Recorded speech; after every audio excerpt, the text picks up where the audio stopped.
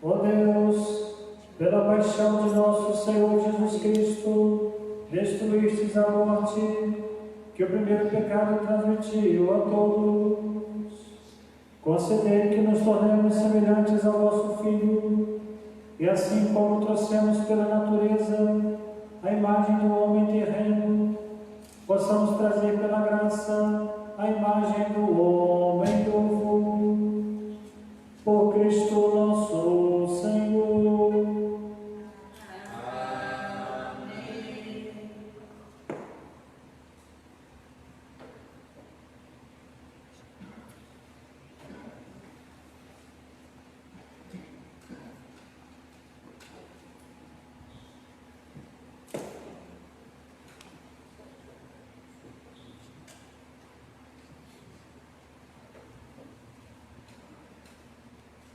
Leitura do profeta Isaías.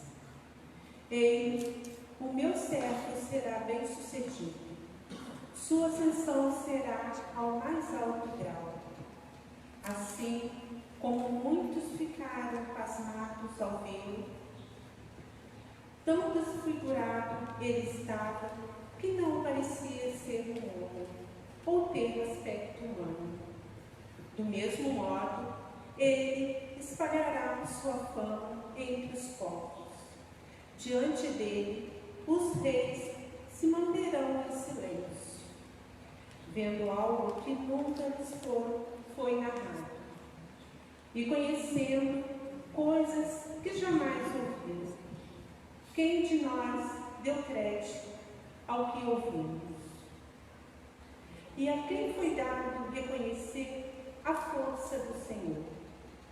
Diante do Senhor, ele cresceu como renovo de planta, ou como raiz em terra seca. Não tinha beleza, nem atrativo para olharmos. Não tinha aparência que nos agradasse. Ele era desprezado como o último dos mortais. Homem coberto de dores, cheio de sofrimentos. Passando por ele, tapávamos o rosto. Tão desprezível era, não fazíamos caso dele. A verdade é que ele tomava sobre si nossas enfermidades e sofria ele mesmo nossas dores. E nós pensávamos fosse um chagado, golpeado por Deus e humilhado. Mas ele foi ferido por causa de nossos pecados, esmagado por causa de nossos crimes. A punição a ele imposta era o preço da nossa paz. As suas feridas, o preço da nossa cura. Todos nós vagávamos como ovelhas desgarradas, cada qual seguindo o seu caminho. E o Senhor fez recair sobre ele o pecado de todos nós. Foi maltratado e submeteu-se, não abriu a boca, como cordeiro levado ao matadouro, ou como ovelha diante dos que a tosquiam. Ele não abriu a boca. Foi atormentado pela angústia e foi condenado. Quem se preocuparia com sua história de origem? Ele foi eliminado do mundo dos vivos, e por causa do pecado do meu povo, foi golpeado até morrer. Deram-lhe sepultura entre os ímpios, um túmulo entre os ricos, porque ele não praticou o mal, nem se encontrou falsidade em suas palavras. O Senhor quis macerá-lo com sofrimentos, oferecendo sua vida em expiação. Ele terá descendência duradoura e fará cumprir com êxito a vontade do Senhor. Por esta vida de sofrimento, alcançará luz e uma ciência perfeita. Meu servo, o justo, fará justos inúmeros homens, carregando sobre si suas culpas. Por isso, compartilharei com ele multidões e ele repartirá suas riquezas com os valentes seguidores. Pois entregou o corpo à morte, sendo contado como um malfeitor. Ele, na verdade, resgatava o pecado de todos, intercedia em favor dos pecadores. Palavra do Senhor. Graças a Deus.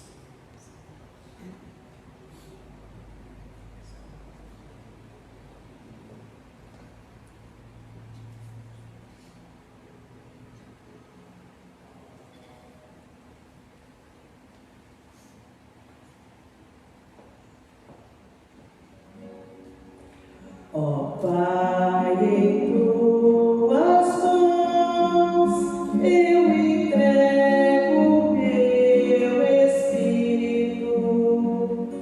Ó Pai, em tuas mãos eu entrego meu espírito.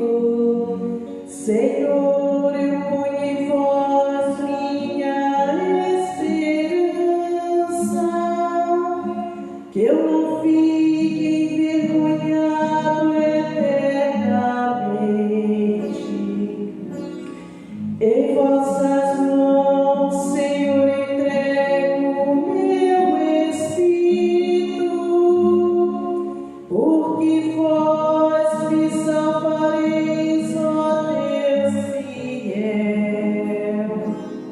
Ó Pai, em tuas mãos eu entrego meu espírito. Tornei-me o opróbrio do inimigo, o desprezo e zombaria dos vizinhos, e objeto de pavor para os amigos.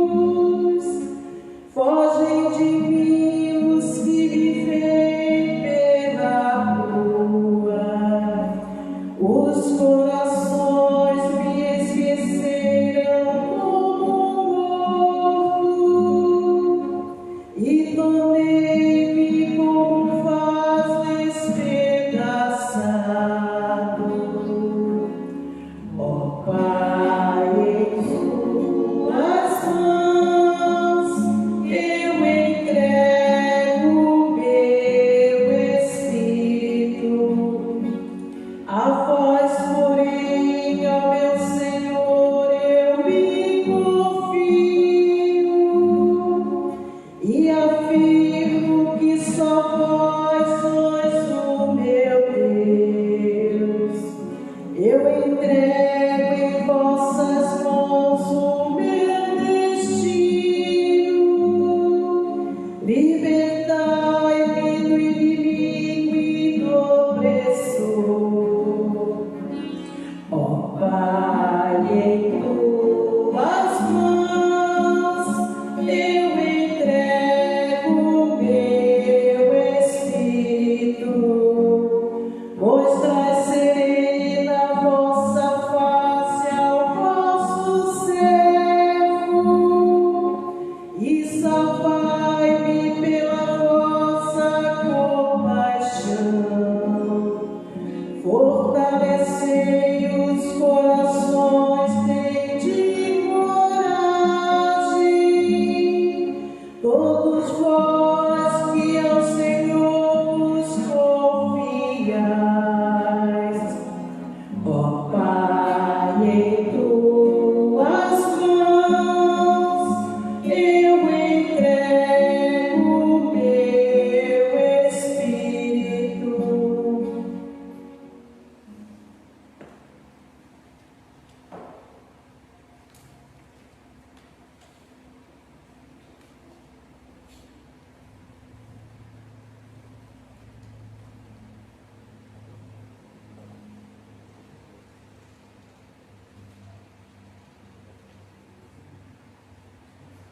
Leitura da carta aos Hebreus. Irmãos, temos um sumo sacerdote eminente, que entrou no céu, Jesus, o Filho de Deus. Por isso, permaneçamos firmes na fé que professamos. Com efeito, temos um sumo sacerdote capaz de se compadecer de nossas fraquezas, pois ele mesmo foi provado em tudo como nós, com exceção do pecado. Aproximemo-nos, então, com toda a confiança do trono da graça, para conseguirmos a misericórdia e alcançarmos a graça de auxílio no momento oportuno.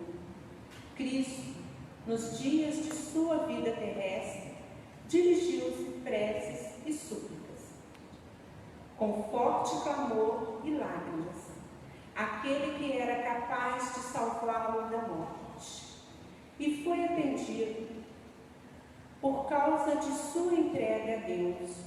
Mesmo sendo filho, aprendeu o que significa a obediência a Deus, por aquilo que ele sofreu. Mas na consumação de sua vida, tornou-se causa de salvação eterna para todos os que lhe obedecem. Palavra do Senhor. Graças a Deus.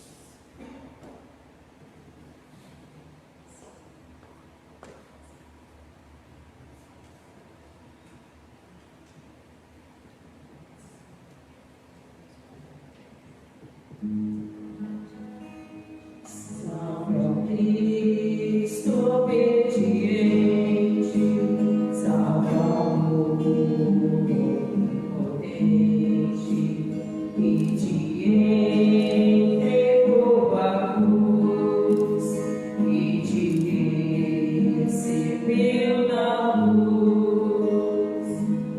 O Cristo obedeceu até a morte, humilhou-se obedecendo com Jesus. Humilhou-se, obedeceu sereno e forte. Humilhou-se, obedeceu até a cruz. Salve ao Cristo obediente, salve ao amor potente, que te entregou a cruz e te recebeu na luz.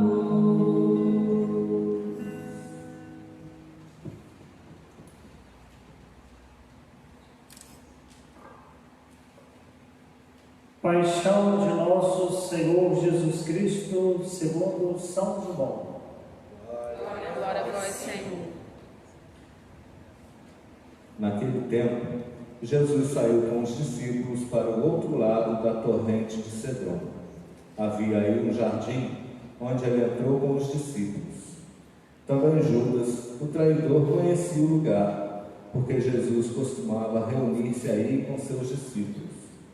Judas levou consigo um destacamento de soldados e alguns guardas dos sumos sacerdotes e fariseus. E chegou ali com lanternas, tochas e armas. Então Jesus, consciente de tudo o que ia acontecer, saiu ao encontro deles e disse: A quem procurais? Responderam. A Jesus o Nazareno. Ele disse: Sou eu. Judas, o traidor, estava junto com eles. Quando Jesus disse: Sou eu, eles recuaram e caíram por terra. De novo lhes perguntou: A quem procurais? Eles responderam. A Jesus o Nazareno. Jesus respondeu: Já vos disse que sou eu. Se é a mim que procurais, então deixai que este se retire. Assim se realizava a palavra que Jesus tinha dito: Não perdi nenhum daqueles que me confiaste. Simão Pedro, que trazia uma espada consigo, puxou dela e feriu o servo do sumo sacerdote, cortando-lhe a orelha direita. O nome do servo era Malco. Então Jesus disse a Pedro: Guarda a tua espada na bainha. Não vou beber o cálice que o Pai me deu? Então os soldados, o comandante e os guardas dos judeus prenderam Jesus e o amarraram. Conduziram-no primeiro a Anás, que era o sogro de Caifás, o sumo sacerdote naquele ano. Foi Caifás que deu aos judeus o conselho.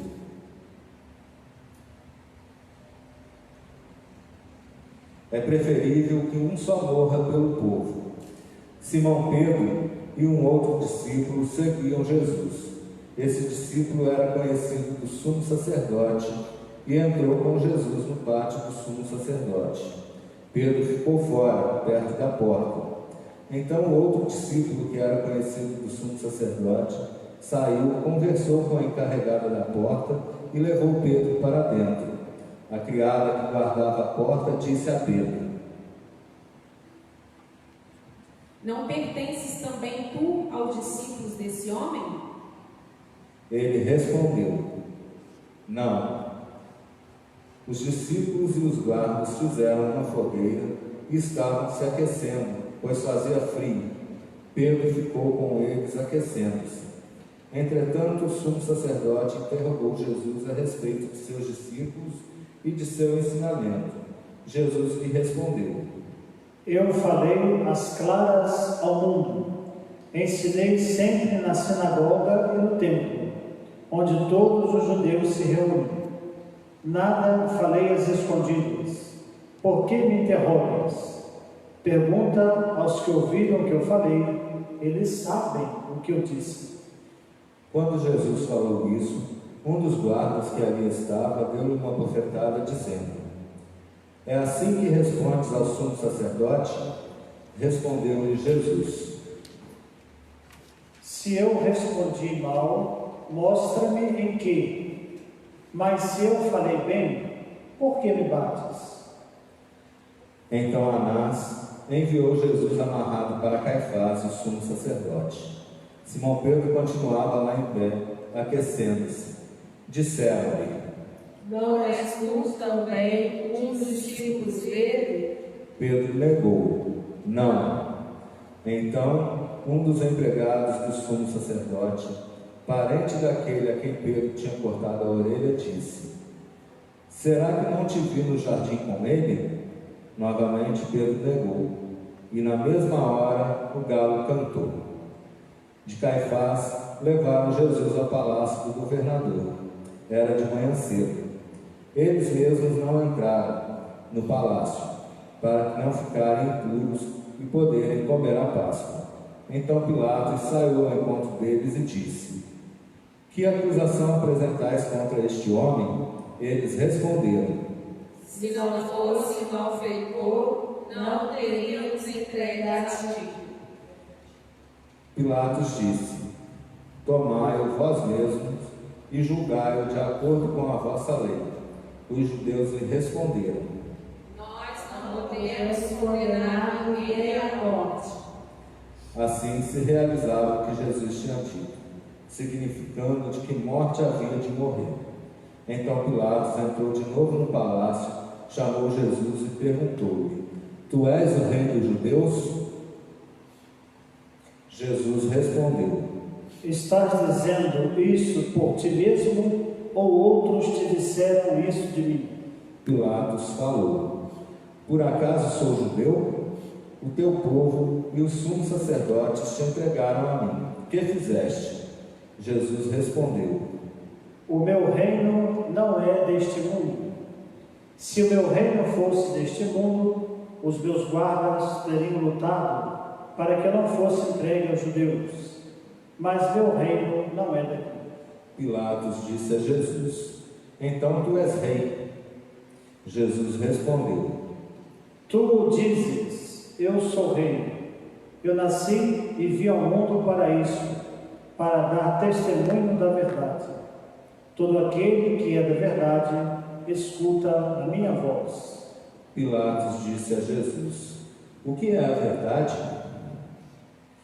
Ao dizer isso, Pilatos saiu ao encontro dos judeus e disse-lhes: Eu não encontro nenhuma culpa nele.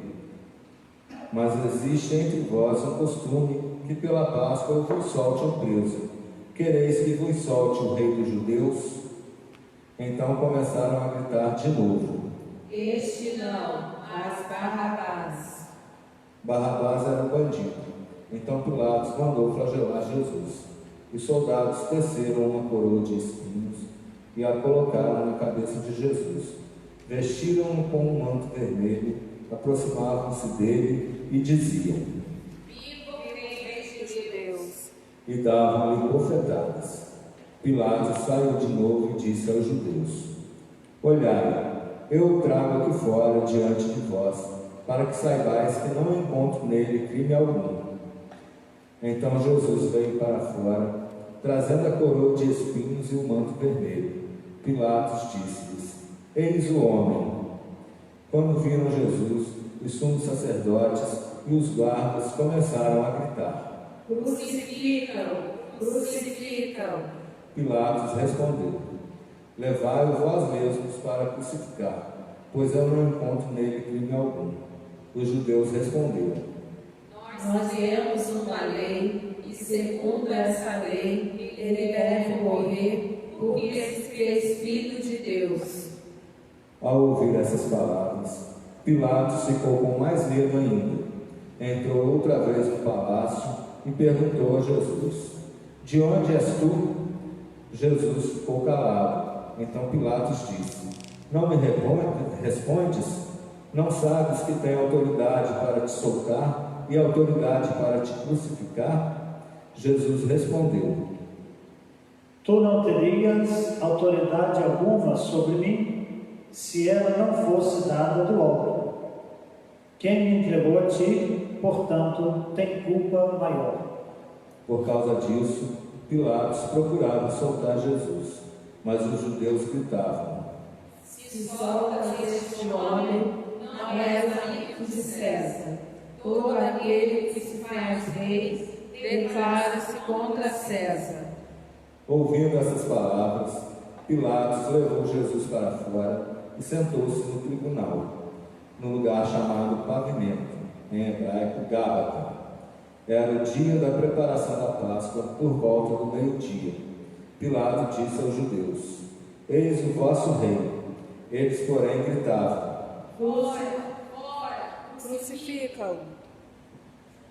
Pilatos disse: Hei de crucificar o vosso rei?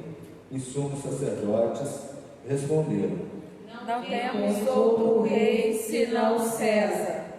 Então Pilatos entregou Jesus para ser crucificado e eles o levaram. Jesus tomou a cruz sobre si e saiu para o lugar chamado Calvário, em hebraico Gólgota. Ali o crucificaram com outros dois, um de cada lado e Jesus no meio.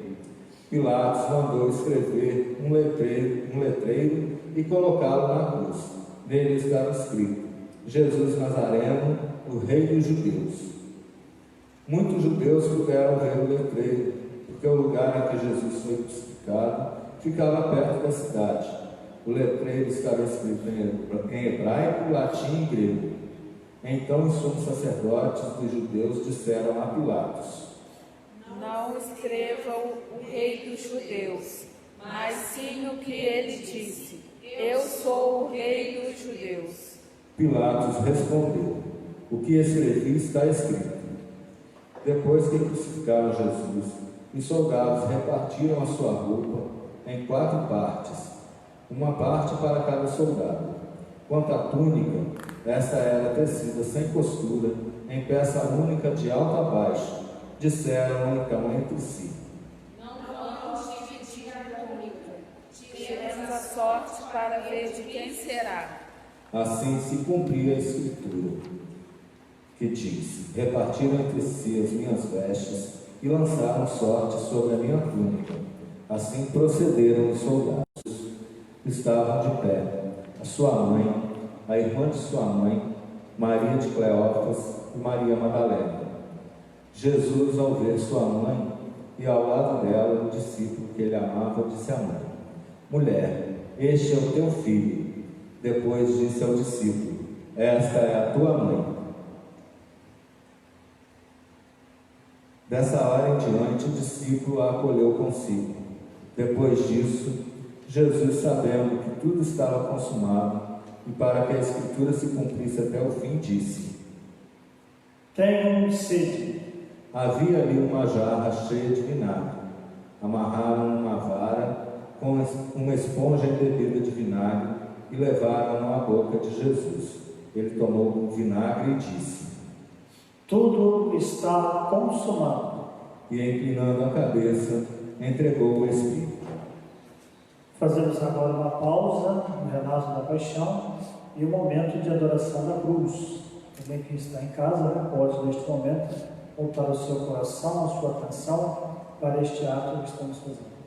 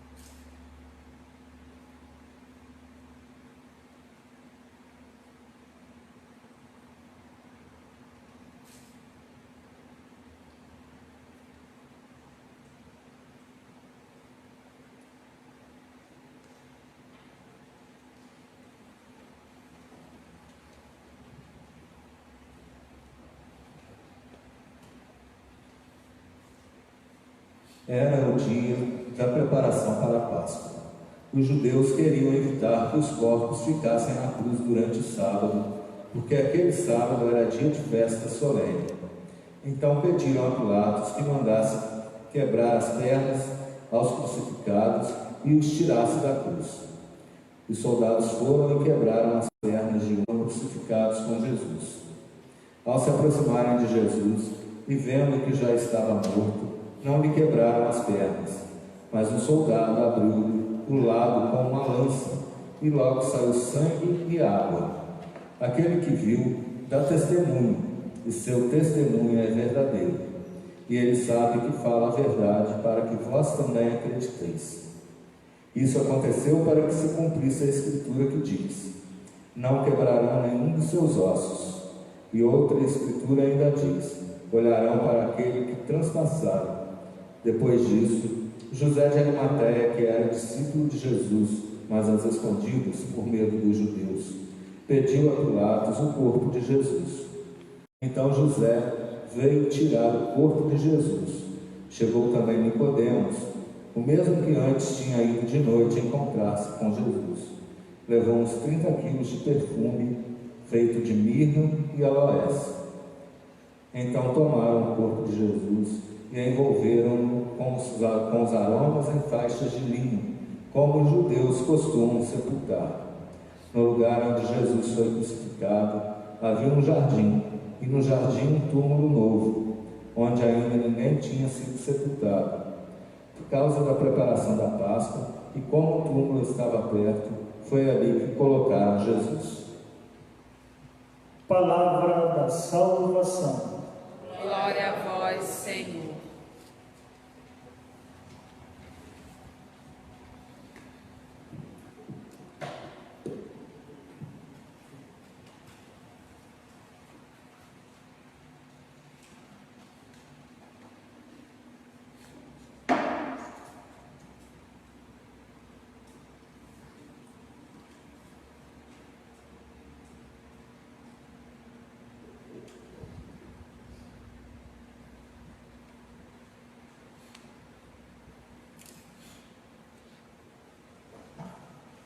Amados irmãos e irmãs, esta pequena equipe de liturgia que se encontra aqui neste fim de tarde, quase noite, nesta sexta-feira da Paixão do Senhor, na Semana Santa. Estamos em comunhão com toda a igreja, nos dirigindo agora tantos quanto nos acompanham pela página oficial de nossa paróquia no Facebook, nesta celebração do segundo ato ou segundo dia do Tríduo Pascal. Ontem celebrávamos a Ceia do Senhor, que tem 3 dimensões, ou um tripé de reflexão: a instituição do sacerdócio ministerial hierárquico, confiado aos bispos, aos padres e diácono até certo ponto, e depois a instituição do sacramento da Eucaristia, e ainda completando este tripé, a instituição do mandamento do amor. Eu vos dou um novo mandamento: amai-vos uns aos outros. A partir do rito do lava-pés, que ontem foi omitido, mas que nós já conhecemos e sabemos que é constitutivo desta missa. Hoje, então, chegamos ao segundo ato do Tríduo Pascal. Celebramos a morte do Senhor. Não quer ser uma cerimônia triste em si, na natureza, mas uma cerimônia um pouco mais, talvez, contida, silenciosa, reflexiva, como deve ser a nossa atitude corporal, mental, psicológica, um dia de recolhimento, não é? Não é dia de muita festa, a família pode estar junta, mas talvez dando atenção às pessoas, calando um pouco mais a mente, o coração, os barulhos internos e externos, para contemplar este momento junto de Jesus. Então, meus irmãos e minhas irmãs, sua hora havia chegado. Por diversas vezes Jesus ensinou assim: não conteis nada a ninguém. Ou quando transforma água em vinho, no primeiro milagre, diz a sua mãe: mulher, minha hora ainda não chegou. Não porque ele estava sendo mal criado com Nossa Senhora, sua mãe, mas se referindo a esta hora, a hora da revelação total, crucificação e sepulcro vazio 3 dias depois. Por isso também na transfiguração não são todos que sobem, só 3 sobem a montanha, como nós refletimos num dos domingos da quaresma, porque se fossem todos, significaria revelação total. Diversas vezes a Bíblia nos ensina, passagens dos evangelistas, que não chegou sua hora. Agora, ao contrário, é a hora de Jesus, a hora da sua agonia, do seu sofrimento, mas também da sua entrega livre de amor. Eu a dou livremente, conforme nós refletimos no Evangelho 3 e 4. Mais do que dizer, foi entregue porque Judas o traiu, mas foi porque ele livremente o quis. Viera para revelar o amor insondável de Deus e a misericórdia infinita de Deus Pai para todo o gênero humano e para todo o sempre. Então, sempre que celebramos esta cerimônia, na Sexta-feira Santa, a Igreja não se cansará de recordar isto: este amor inesgotável e sua infinita misericórdia. E sua morte seria o gesto supremo desta revelação, a maior prova de que o amor é capaz, a confirmação de tudo aquilo que ele fizer em sua vida. Toda a sua vida foi oblativa, isso quer dizer, toda a sua vida foi entregue, não é só a cruz e a morte e a ressurreição. Este é como que o ápice, o ponto mais alto de sua entrega, que foi ao longo de toda a vida. Sua morte seria um sinal claro de sua fidelidade à vontade do Pai. A grande entrega entre as muitas entregas que ele havia feito ao longo de sua jornada terrena, desde o seu nascimento. O gesto máximo de solidariedade com os crucificados deste mundo, no passado, também agora no nosso presente e no futuro. Todos que são crucificados ainda hoje, por diversos motivos, sobretudo neste tempo atual, pela falta da saúde, por esse vírus mortal que se propaga com facilidade e tem levado muitos a leite de hospital, CTI, quando não a óbito. Então, aos crucificados de hoje, também vítimas de violência, mulheres que sofrem em casa, qualquer tipo de violência, etc. Ao lado de quem ele quis caminhar e caminhou. Se a vida de cada pessoa, para nós, a Igreja sempre ensina isso, tem um sentido único e insubstituível, Por isso a mãe igreja é sempre a favor da vida, em todas as idades, defender as crianças do ventre da mãe, por isso é contra o aborto, defender os jovens, adolescentes, idosos, até quando Deus chamar, a vida em todas as instâncias e circunstâncias e idades.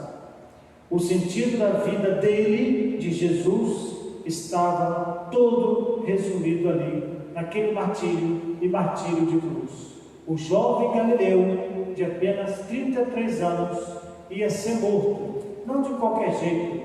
Às vezes a gente olha algumas imagens hoje, vê uma gotinha de sangue só, muito assim romântica, lúdica, que parece que foi feita até com esmalte. Não. A crucificação era o pior tipo de pena de morte que as civilizações inventaram. Punha esse sujeito às 9 da manhã na cruz, e ele ficava agonizando até as 3 da tarde. Por fim morria sufocado, sem ar. Quando ele estava na cruz, a parte de baixo, do joelho para baixo, cães, tipo de lobo, comiam, rasgavam com seus dentes a pele, tirava a pele da carne humana. Por isso o Salmo da Paixão reza: cães numerosos me rodeiam furiosos. Jesus reza sem entender. Parte de cima, os abutres pousavam na haste da cruz e começavam a tirar parte da face do rosto. Claro que de Jesus eles acompanham, mesmo porque para o judeu às 18 horas começava o sábado e ninguém podia trabalhar no sábado. De 18 horas de sexta até 18 sábado era sábado. Então apressam, quebrando as pernas dos outros dois, e ele, para cumprir a escritura, não lhe quebrará nem os ossos, lhe colocando a lança ao lado, que fez jorrar sangue e água. Então, o caso desses três, com toda a probabilidade, não passou por isso, porque foi apressado para fazer o sepultamento logo, porque Jesus expirou por volta das 15 horas, o último suspiro, e às 18 começava o sábado. Mas, de um modo geral, era sim a morte de um crucificado naquela época. Essas horas todas na cruz, e cães, e tirando a parte do joelho para baixo, da carne humana, e abutres, os olhos, arrancando os olhos e um pedaço da face. Para a gente ter uma ideia do que era a crucificação, do terror desse tipo de morte que era na época de Jesus. Nós acolhemos a liturgia da palavra, os textos bíblicos que nos são dirigidos. O profeta Isaías, na altura do capítulo 52, que nos apresenta o 4º cântico do servo sofredor. Depois o Salmo 30, que é sempre uma resposta à primeira leitura, por isso se chama Salmo responsorial, ou Salmo de resposta, que responde a esta agonia do servo sofredor, perseguido. Hebreus, que é atribuído a São Paulo, mas na verdade é um tratado sobre o sacerdócio de nosso Senhor Jesus Cristo, e São João, nos ajudando a fazer este paralelismo entre o servo sofredor do profeta Isaías e o próprio Senhor, nosso Senhor, e sua paixão em São João. No texto de Isaías que nós ouvimos, é bastante difícil de distinguir o sentido coletivo do individual. Não sabemos se Isaías falava a uma pessoa ou um grupo de pessoas que era perseguido, talvez a liderança de uma comunidade judaica primitiva, alguns líderes. Mas, à luz dos evangelhos e do Novo Testamento, o servo sofredor é certamente um indivíduo, Jesus. O texto vai cair como um par de luvas, como já expliquei em outra ocasião. Não é que Isaías escreve pensando em Jesus, mas depois de tudo que aconteceu com Jesus, vai servir como um par de luvas. Esse sofreu rejeições, o servo também Jesus. Bofetões, cusparadas. Vai se criar um paralelismo. A igreja nascente vai reler Isaías, agora à luz da paixão. O trecho é a revelação da poderosa e salvífica ação divina. Deus, porém, realiza esse seu ato de poder apresentado no serviço, na máxima humilhação, mas os homens não o aceitam, porque parece ferido por Deus. É na humilhação que Deus se revela totalmente aos homens, mas os homens não aceitam porque parece um Deus ferido, um Deus diminuído aos olhos dos homens. É Deus quem age em seu servo. Deus não é nem um pouco diminuído na sua essência, naquilo que Ele é desde sempre, como sabemos. E é o servo que voluntariamente se une à ação de Deus e faz a ação de Deus sua. Por isso o hino cristológico de São Paulo né, que nós temos como segunda leitura na missa de domingo de Ramos, Paulo que escreve a Filipenses, que é também já o domingo da paixão, que começamos a celebrar a paixão de maneira antecipada, diz: Deus o exaltou grandemente, quando ele sofreu, foi rejeitado, morreu como um maldito, um malfeitor, chegou na fossa existencial, no fundo do poço, como diria o popular hoje, onde não pode contar com mais ninguém. Aí diz São Paulo no hino cristológico: Deus o exaltou grandemente, porque se humilhou, chegou no fundo, abandonado por todos, Deus o exaltou grandemente. É lá que Deus se fez presente e o exaltou. Depois, meus irmãos, minhas irmãs, acompanhamos esta segunda leitura, que é atribuída a São Paulo. Faz parte das 14 cartas de São Paulo, chamada Corpo Paulino, mas provavelmente foi escrita por um discípulo próximo a ele. E é uma carta que não é só Hebreus, é um tratado sobre o nosso Senhor Jesus Cristo a todos, se dirige a todos. Se quisermos entender o sacerdócio de Cristo, e hoje o sacerdócio ministerial da igreja, é impossível se não lermos Hebreus. Hoje, na altura do capítulo 4, carta aos Hebreus, ecoando o sacerdócio de Cristo e os sacrifícios do templo, bem conhecido dos leitores, põe em evidência a grandeza do sacerdócio e do sacrifício de Cristo. Sua exposição é parenética, isto é, ela acentua a relação entre Cristo e os fiéis. Claro, não tem outro sentido, né? Sacrifício e sacerdócio para os fiéis, senão não tem sentido, vice-versa. Então, essa relação parenética, um está para os outros.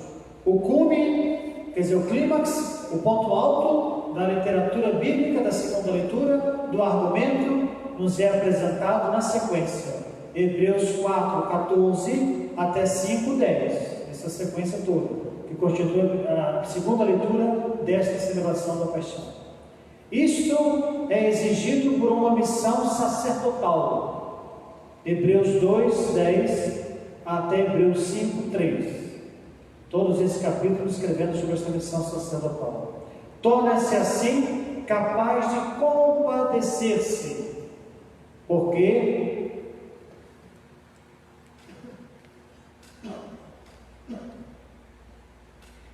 passa a sua paixão através do sofrimento.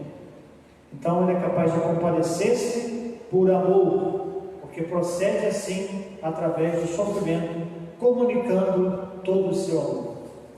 Isto é, padece, Hebreus 5, 8, a obediência ao Pai em tudo, no cumprimento da missão sofredora, Hebreus 5, 7.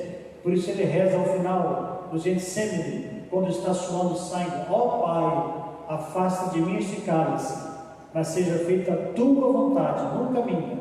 A última tentação de sempre abandonar a nossa vontade humana em detrimento da vontade de Deus, a vontade do Pai.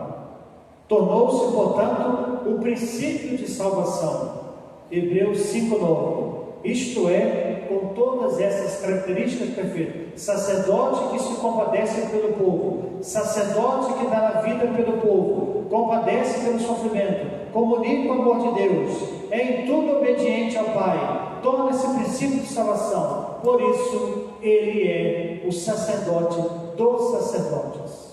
Esta é a grande conclusão da carta aos Hebreus: o sacerdote perfeito, que faz não só com a ceia, não é um rito para ser repetido, com cálice, com pão, como vimos ontem à noite, mas ele antecipa o que faz agora, nesta tarde de sexta-feira santa, com o seu corpo e o seu sangue na cruz. Ele faz com a vida, é o sacerdócio existencial na cruz, não é só ritual ministerial. Portanto, é o sacerdócio perfeito, conforme Hebreus 5, 10. E agora acolhemos a paixão em São João, quarto evangelista. Como o padre já explicou, esses pontos mais importantes da história da salvação são relatados nos 4 evangelistas. Cada domingo de Ramos nós vemos um deles. Este ano foi a paixão em São Mateus. Ano que vem que será a paixão em Marcos. Daqui 2 anos vamos ser a paixão em Lucas. E assim, com esta rotatividade, cada 3 anos lemos um dos sinóticos. E sempre a Sexta-feira Santa é reservada ao quarto evangelista, a Paixão em São João. João 18, capítulo 1, todo o capítulo 18 até 19:42. O trecho que ouvimos hoje, em forma de jogral, contando com a colaboração de outros leitores, de outras vozes. A paixão de nosso Senhor Jesus Cristo, nesta tarde de Sexta-feira Santa, reservada a João, o quarto evangelista. É o último que escreve o seu evangelho. Portanto, ele é mais teológico e menos catequético, já que foram os 3 primeiros. Chamado teólogo do amor, porque escreve muito sobre o amor de Deus.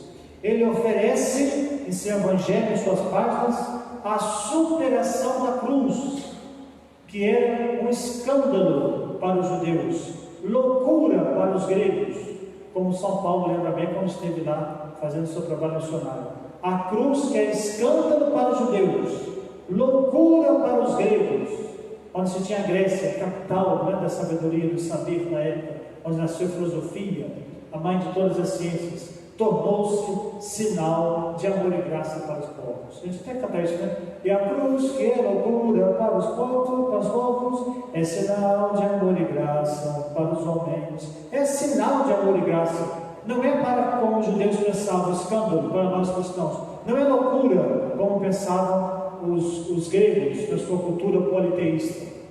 A cruz tornou-se sinal de amor e graça para os povos, como nós cantamos naquela bela canção. Para quem crê, a cruz é glória, a cruz é glorificação, é entronização. A cruz sem Cristo somente é um pedaço de madeira maldito, porque era uma pena de morte terrível, como expliquei na homilia, a pior de todas que as civilizações já inventaram até hoje, pior do que a injeção letal, cadeira elétrica, forca, outras todas que conhecemos. Mas com Cristo, ela é o trono da graça, ela é a glorificação, é a ressurreição já antecipada na cruz. Na cruz está presente o mistério salvífico, todo o mistério redentor, já está antecipado o próprio sepulcro vazio, isto é, a palavra final, a ressurreição. Então a cruz para nós não é loucura, é glorificação, é vitória sobre o pecado e a morte, sobre aquele que parava, fragilizava o ser humano, sobre aquele que o ser humano ia, não tinha resposta mais daí para frente, o pecado e a morte. O remédio contra a cruz e o pecado, o antídoto, o que cura, o que salva, o que liberta, é a cruz do Senhor. Por isso, segundo a orientação da igreja, quando os bispos lembram isso na visita pastoral, é muito Dom João dizendo isso, o bispo que me ordenou, na visita pastoral, todas as cruzes dos presbitérios da igreja devem ter o Cristo. Não se celebra uma missa sem o Cristo, porque uma criança vai olhar e vai dizer: cadê o sujeito da cruz? Por que a cruz está ali? Está ali porque tem uma história. Então Dom João lembrava disso em sua visita pastoral, quando nós éramos seminaristas naquela época.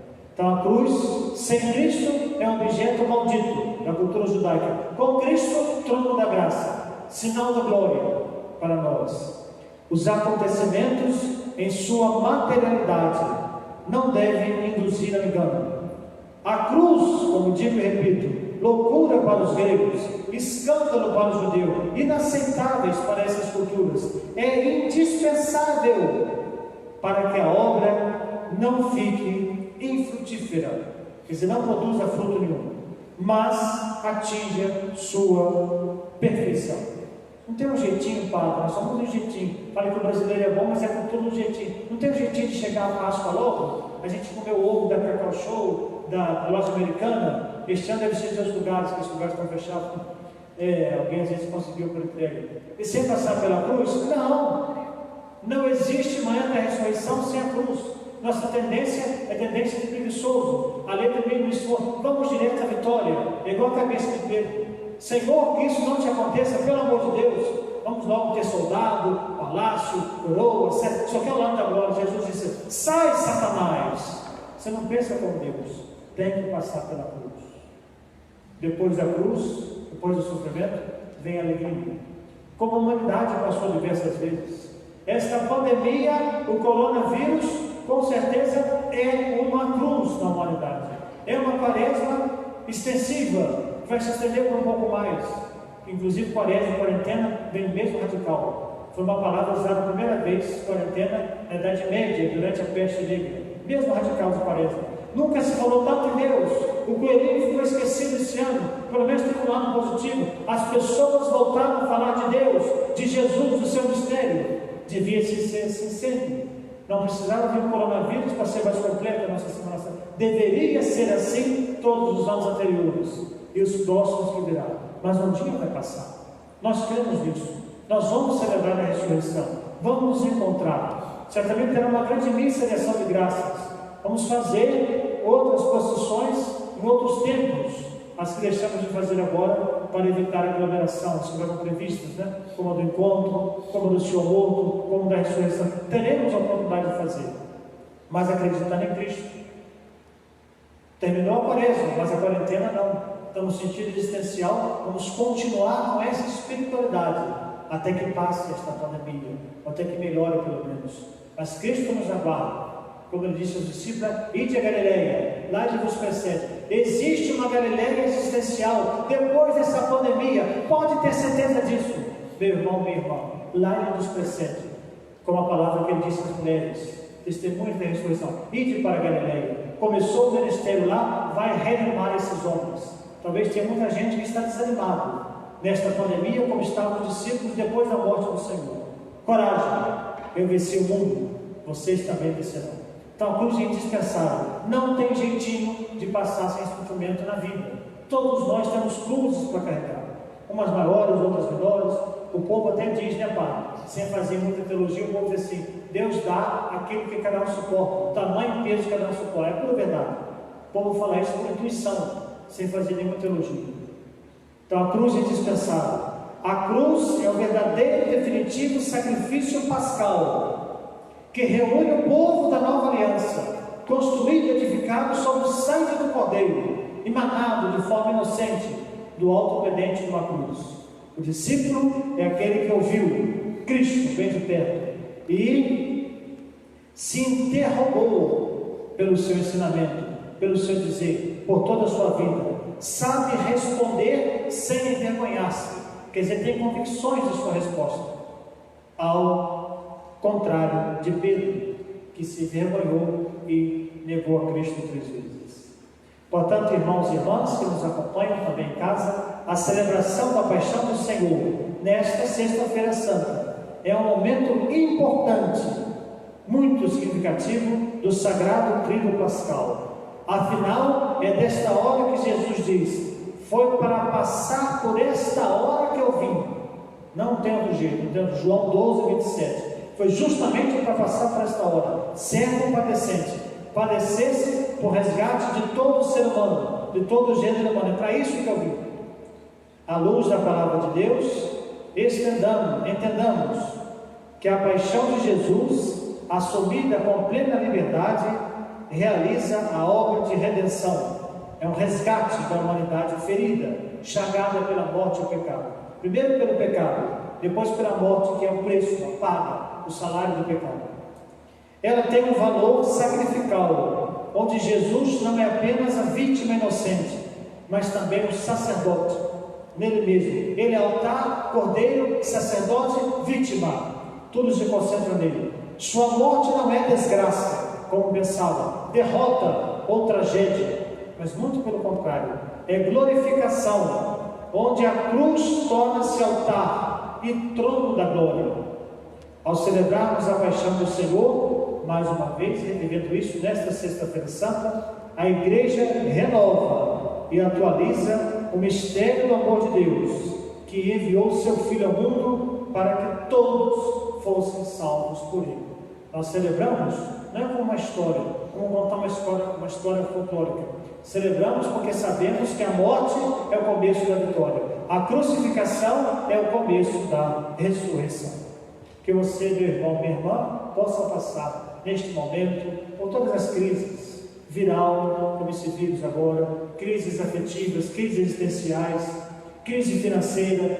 Eu não sei, não conheço todas as suas crises, mas o ser humano pode carregar muitas coisas, sua mente e no seu coração. Você também vai vencer essas crises, porque Cristo é nosso conforto, é como um bálsamo. Sua vitória final já é começo da nossa. Coragem, eu venci o mundo. Com ele nós também venceremos. Louvado seja o nosso Senhor Jesus Cristo. Para sempre seja louvado.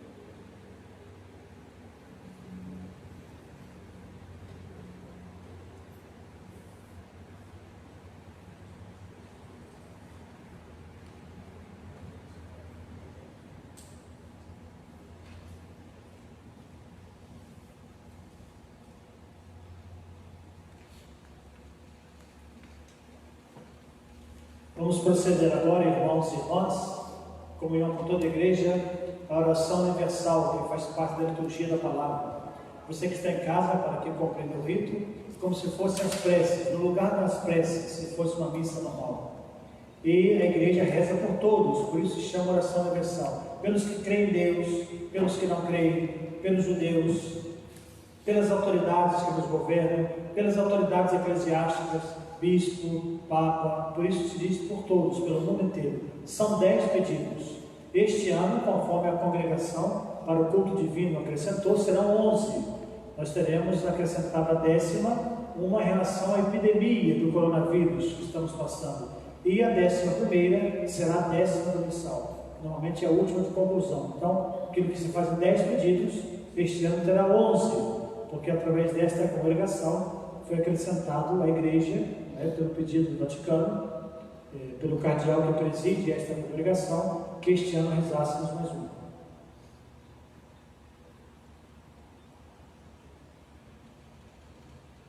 Pela Santa Igreja, oremos, irmãos caríssimos, pela Santa Igreja de Deus, para que o Senhor lhe dê a paz, a confirme na unidade e a proteja em toda a terra, e a todos nós conceda uma vida calma e tranquila, para a glória de Deus Pai Todo-Poderoso.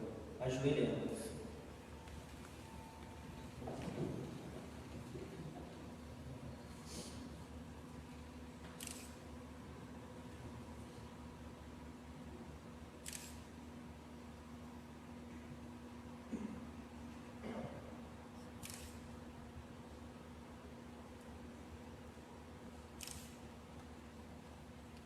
Levantemos.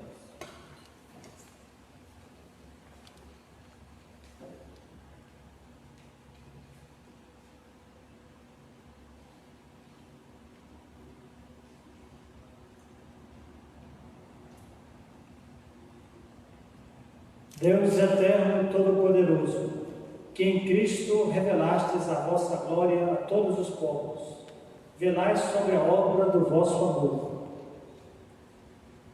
Que a vossa igreja, espalhada por todo o mundo, permaneça inabalável na fé e proclame sempre o vosso nome. Por Cristo, o nosso Senhor. Pelo Papa, oremos pelo nosso Santo Padre, o Papa Francisco, para que Deus, nosso Senhor, que o elevou ao episcopado, o conserve e defenda na sua igreja, para governar o povo santo de Deus. Ajoelhemos.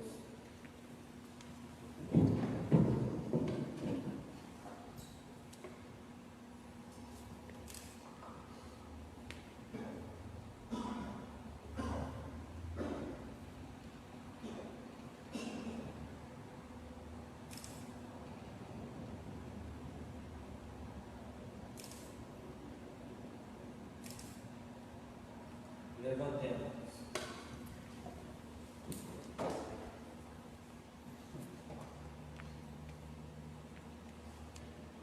Deus eterno e todo-poderoso, que dispusestes todas as coisas com sabedoria, dignai-vos escutar nossos pedidos. Protegei com amor o pontífice que escolhestes, para que o povo cristão, que governais por meio dele, possa crescer em sua fé. Por Cristo, nosso Senhor. Por todos os ministros e pelos fiéis. Oremos pelo nosso bispo Luiz Henrique, e por todos os bispos, presbíteros e diáconos, pelos que exercem na igreja algum ministério e por todo o povo de Deus. Ajoelhemos.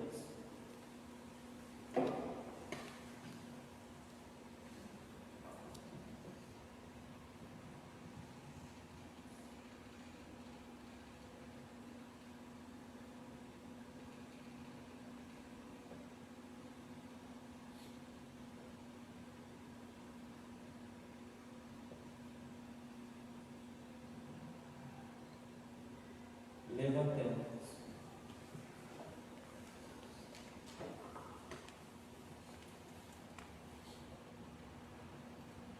Deus eterno e todo-poderoso, que santificais e governais pelo vosso Espírito todo o corpo da Igreja, escutai as súplicas que vos dirigimos, por todos os ministros do vosso povo. Fazei que cada um, pelo dom da vossa graça, o sirva com fidelidade. Por Cristo, o nosso Senhor. Pelos catecúmenos. Oremos pelos catecúmenos, para que Deus, nosso Senhor, os ilumine interiormente e lhes abra as portas da sua misericórdia, de modo que, recebendo o perdão de todos os seus pecados, pela água regenerada do batismo, sejam incorporados em Jesus Cristo, nosso Senhor. Ajoelhemos.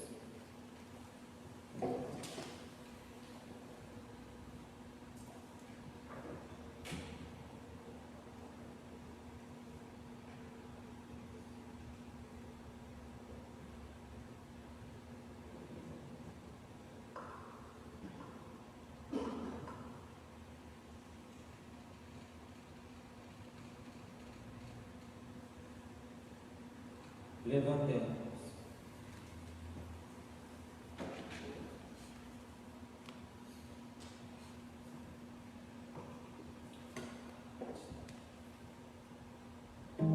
Deus eterno e todo-poderoso, que por novos nascimentos tornais fecunda a vossa Igreja, aumentai a fé e o entendimento dos nossos catecúmenos, para que, renascidos pelo batismo, sejam contados entre os vossos filhos adotivos. Por Cristo, o nosso Senhor. Esta última prece que fizemos se dirigiria aos catecúmenos que seriam batizados amanhã, mas pelos motivos que já conhecemos, amanhã a vigília pascal se realizará sem nenhum batizado, por causa do contato. Quando for possível, a Igreja realizará, terminando, passando, melhorando este quadro da pandemia, a Igreja realizará o batismo destes catecúmenos que estavam previstos para amanhã. Pela unidade dos cristãos. Oremos por todos os nossos irmãos que creem em Cristo, para que Deus, nosso Senhor, lhes dê a graça de viverem na verdade em suas obras e os reúna e guarde na unidade da sua Igreja. Ajoelhemos.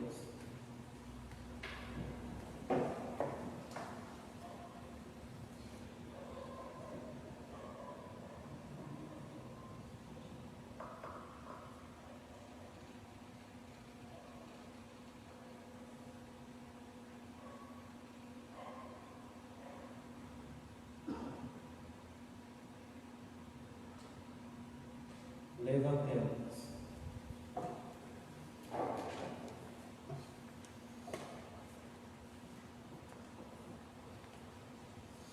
Deus eterno e todo-poderoso, que reunis o que está disperso e conservais o que está unido, velai sobre o rebanho do vosso Filho, que a integridade da fé e os laços da caridade unam os que foram consagrados por um só batismo. Por Cristo, o nosso Senhor. Pelos judeus.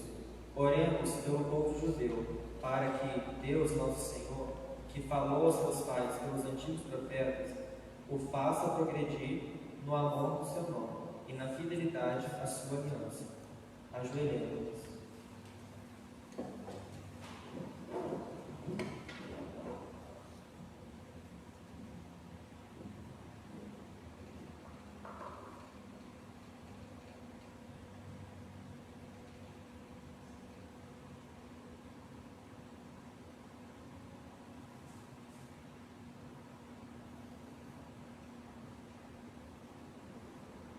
Levantemos.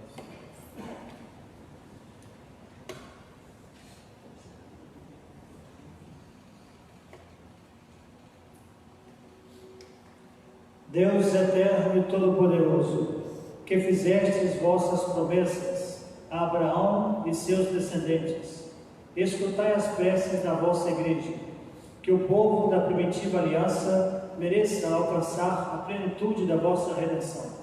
Por Cristo, o nosso Senhor. Pelos que não creem em Cristo. Oremos pelos que não creem em Cristo, para que, iluminados pelo Espírito Santo, possam também eles encontrar o caminho da salvação. Ajoelhemos.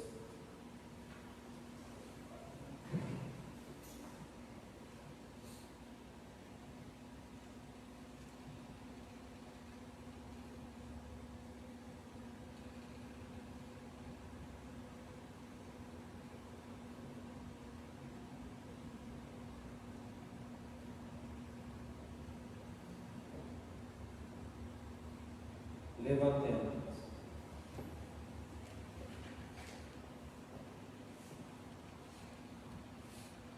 Deus eterno e todo-poderoso, dai aos que não creem no Cristo e caminham sob o vosso olhar com sinceridade do coração, chegar ao conhecimento da verdade, e fazei que sejamos no mundo testemunhas mais fiéis da vossa caridade, amando-nos melhor uns aos outros e participando com maior solicitude do mistério da vossa vida. Por Cristo, o nosso Senhor.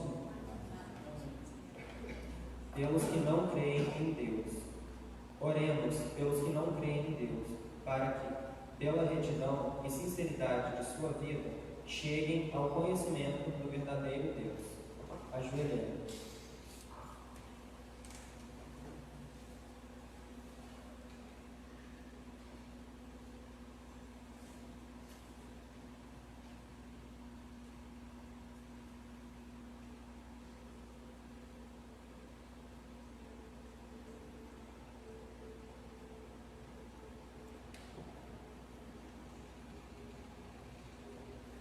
Levantemos.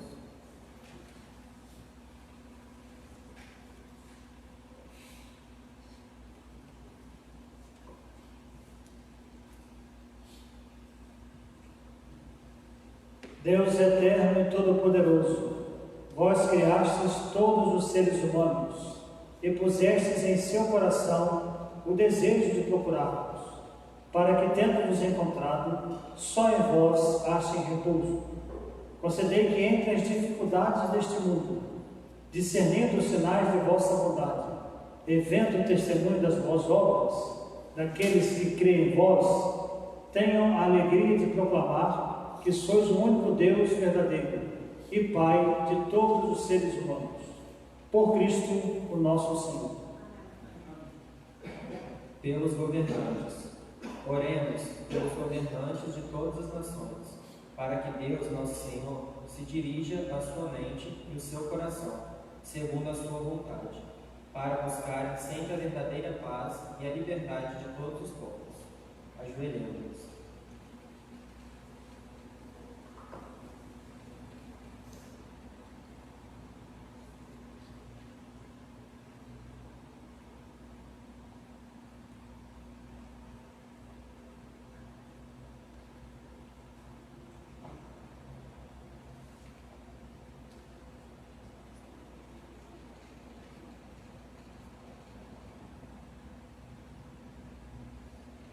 Levantemos.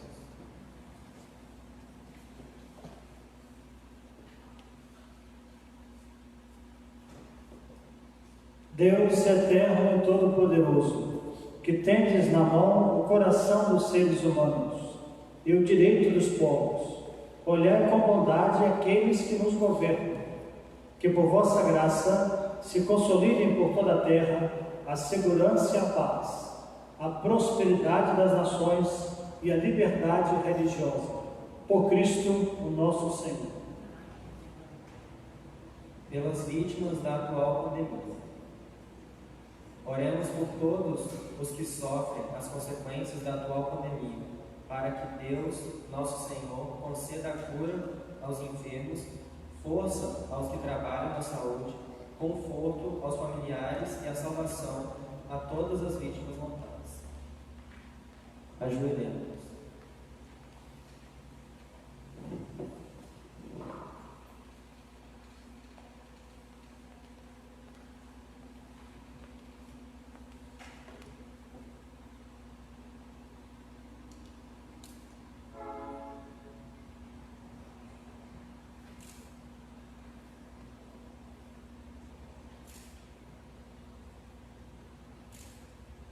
Levantemos.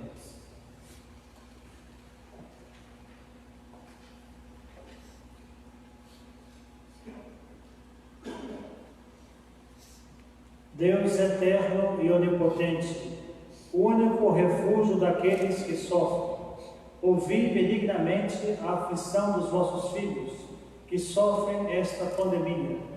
Aliviai a dor de quem sofre, dai força a quem está ao seu lado. Acolhei na vossa paz os que já pereceram, e fazei com que todos encontrem o auxílio da vossa misericórdia neste tempo de tribulação. Por nosso Senhor Jesus Cristo, vosso Filho, que é Deus convosco, na unidade do Espírito Santo. Pelos atribulados, oremos, irmãos, a Deus Pai Todo-Poderoso, para que livre o mundo de todos os erros, afaste as doenças e a fome em toda a terra, abra as portas das prisões e liberte os oprimidos, proteja os que viajam e reconduza ao seu lar os imigrantes e os desterrados, dê saúde aos enfermos e a salvação aos moribundos. Ajoelhamos.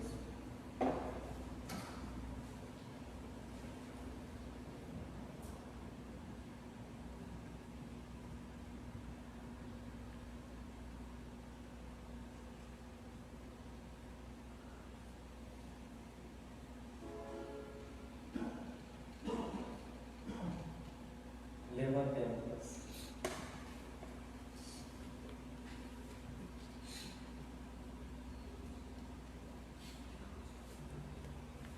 Deus eterno e todo-poderoso, sois a consolidação dos aflitos e a força dos que labutam. Chegue até a vós as preces dos que clamam a sua aflição, sejam quais forem os seus sofrimentos, para que se alegrem suas provações com o socorro da vossa misericórdia. Por Cristo, o nosso Senhor. Amém. Agora vamos fazer a segunda parte deste momento, que será a apresentação da cruz. Depois, conforme a orientação da igreja, somente o padre, o presidente da celebração, fará o gesto de adoração ao beijo da cruz. Os demais fiéis estão aqui presentes, um grupo pequeno de pessoas, vamos fazer uma adoração quando nós vamos expor a cruz. E também quem estiver em casa, acompanhando o momento adequado das orientações, poderá fazer algum gesto aí de inclinar a cabeça, uma vênia, ou de uma genuflexão simples, ajoelhar o joelho direito e tocar o chão, fazer em casa mesmo o seu gesto de reverência.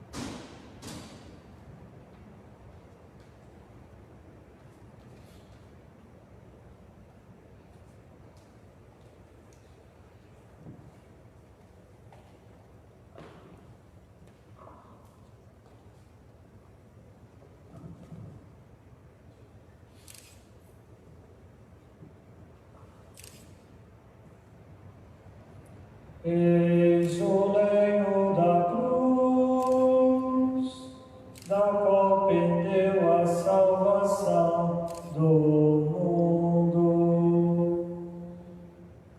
Exultamos.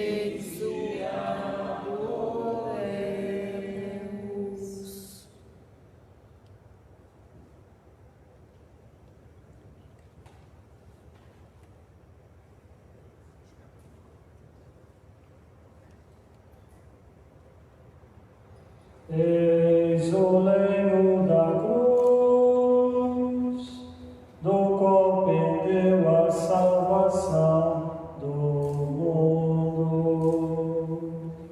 Te adoremos.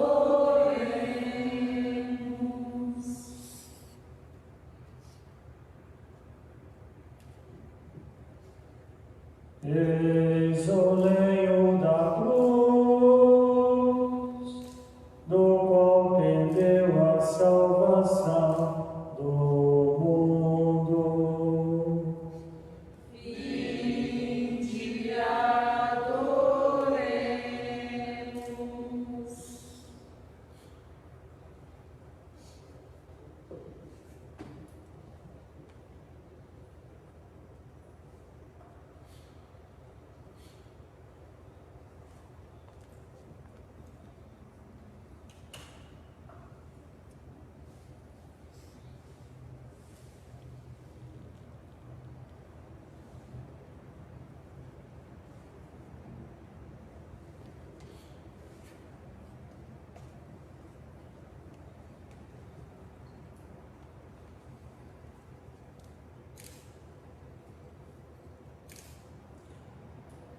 Você que está em casa agora neste momento, também faça a sua adoração à cruz. A cruz que é a nossa salvação. Peça a Jesus aquilo que para nós é impossível, mas para Ele tudo é possível. Bendita e louvada seja no céu a divina luz, e nós também cá na terra louvemos a Santa Cruz. E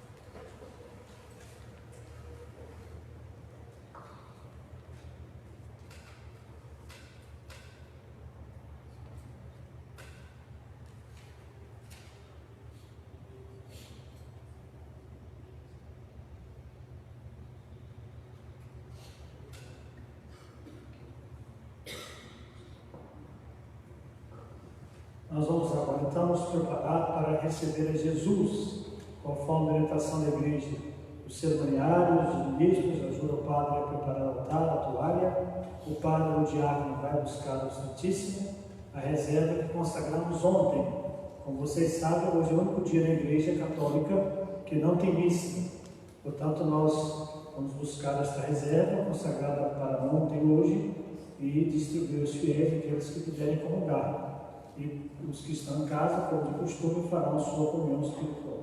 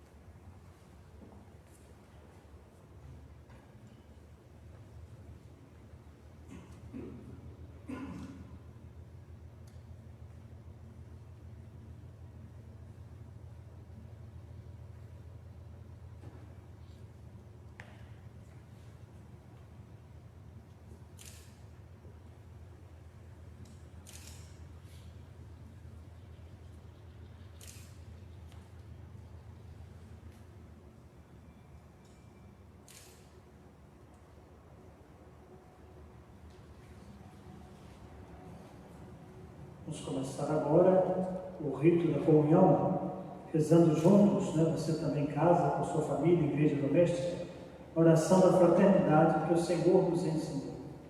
Pai nosso, que estais no céu, santificado seja o vosso nome. Venha a nós o vosso reino. Seja feita a vossa vontade, assim na terra como no céu. O pão nosso de cada dia nos dai hoje. Perdoai as nossas ofensas, assim como nós perdoamos a quem nos tem ofendido. E não nos deixeis cair em tentação, mas livrai-nos do mal. Livrai-nos de todos os males, ó Pai, e dai-nos hoje a vossa paz. Ajudados pela vossa misericórdia, sejamos sempre livres do pecado e protegidos de todos os perigos, enquanto vivendo a esperança, aguardamos a vinda do Cristo Salvador.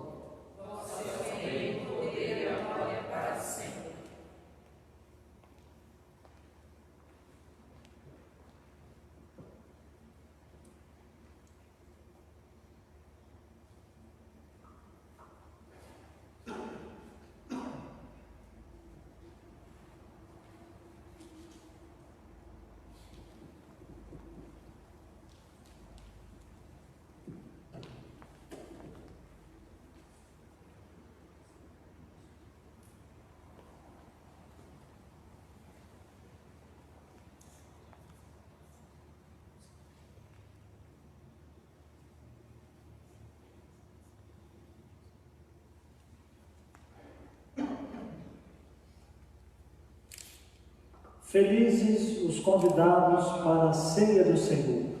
Eis Jesus, o Cordeiro de Deus, aquele que tira o pecado do mundo. Senhor, eu não sou digno de cumprir a minha morada, mas dizer uma palavra da salvação.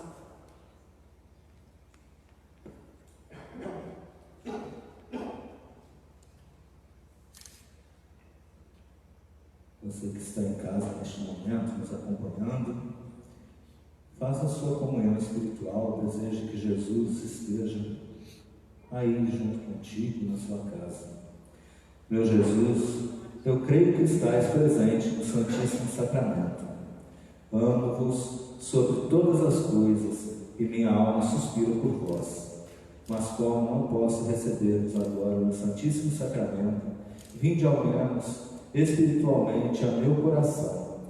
Abraço-me convosco como se já estivesseis comigo. Uno-me convosco inteiramente. Não permitais que me torne a separar-me de vós. Ó Jesus, sumo bem e doce amor meu. Vulnerai e inflamai o meu coração, a fim de que esteja abrasado em vosso amor para sempre. Amém.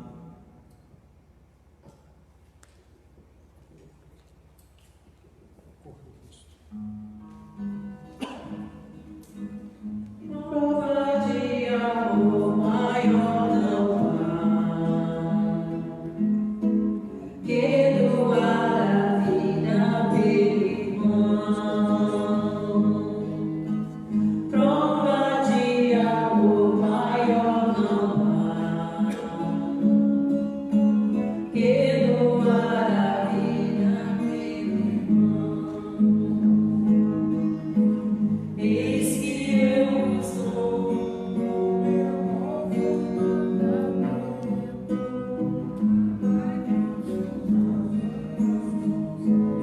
como eu vos tenho amado. Prova de amor maior não há que doar a vida pelo irmão. Prova de amor maior não há que doar a vida pelo irmão. Vós sereis os meus amigos e seguireis meu preceito. Amai-vos uns aos outros como eu vos tenho amado. Prova de amor maior não há que doar a vida pelo irmão. Prova de amor maior não há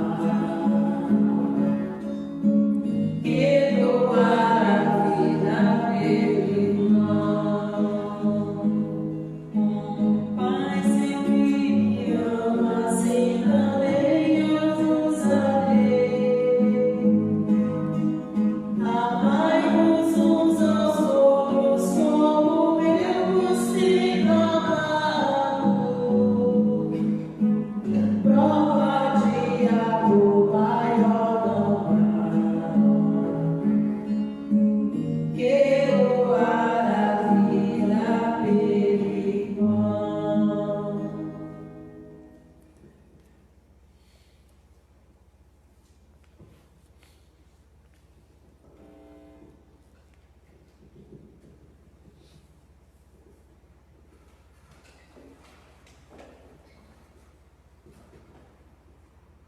Oremos. Ó Deus, que nos renovastes pela santa morte e ressurreição do vosso Cristo, conservai em nós a obra da vossa misericórdia, para que pela participação deste mistério vos consagremos sempre a nossa vida, por Cristo nosso Senhor. Amém. Para você que está em casa, nos acompanhando, gostaríamos de lembrar os próximos horários de transmissão das cerimônias principais. Ainda hoje, daqui a pouco, às 20 horas, acontece a transmissão da Via Sacra, feita pelos dois padres, o Padre Ronaldo e por mim. Vamos fazer juntos, já que não é possível encenação, nada nas ruas, nós vamos em comunhão com a igreja continuar este dia da Sexta-feira Santa, dia de jejum, de recolhimento, de oração, com a oração noturna da Via Sacra. Amanhã, sábado santo, na parte da manhã, enquanto continuamos aguardando a ressurreição, será transmitida às 9 da manhã a celebração das 7 dores de Maria.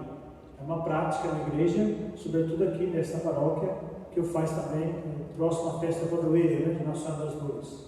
E teremos amanhã, como esses dias, as celebrações principais, 2 horários de transmissão da solene vigília pascal, a maior celebração da igreja, do calendário da igreja. Primeiro horário, transmissão ao vivo às 18 horas. E depois o segundo horário, quem perder por algum motivo, preocupado, 21 horas. Então temos 2 vigílias. Cada padre celebrar uma, digamos, 18 e 21 horas.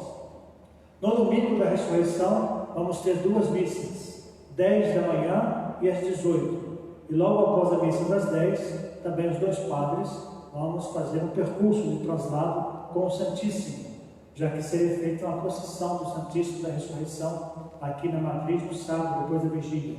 Não é possível ter a procissão dos fiéis, então os padres vão passando com o Santíssimo como sinal da ressurreição para ficar próximo dos fiéis. Então estejam atentos a esta programação, que sempre a cada dia é confirmado pela PASCOM, Pastoral da Comunicação. Vamos então concluir esta celebração, acolhendo a munição final que invoca a bênção de Deus sobre nós. Depois, como ontem, o padre se retira em silêncio e o altar é desnudado mais uma vez.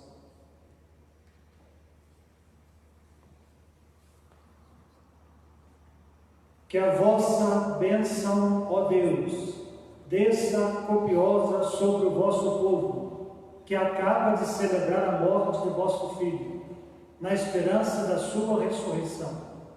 Venha o vosso perdão, seja dado o vosso consolo, cresça a fé verdadeira e a redenção se confirme. Por Cristo, o nosso Senhor.